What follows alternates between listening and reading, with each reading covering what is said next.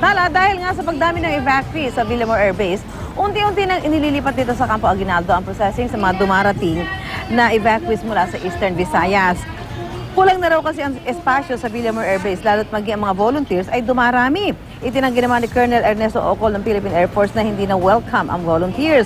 Kailangan lang daw mag-change ng venue para mas organisado.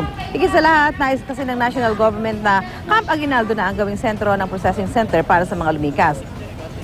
Bukod kasi sa mga inilikas na sakay ng C-130, sa Camp Aguinaldo na rin planong idiretso at kausapin ng mga ibinibiyahe sa pamamagitan ng barko at bus. Kompleto naman ang facilities dito sa Camp Aguinaldo. May iba't ibang booth, ang DOH at DSWD. Ang AFP maglalagay ng Medical Assistance Center.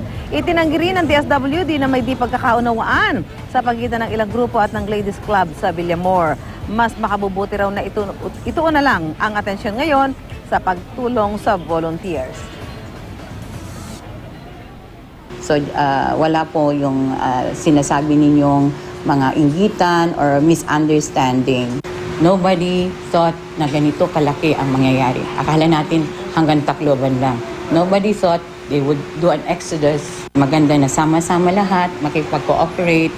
Ang sinasabi namin is the transition will be taken into consideration. It's not absolute na 12 o'clock, pack your tents and go to the bus and we'll kick you out. No, hindi na naman namin sinasabi yon. Hindi po biglaan yan.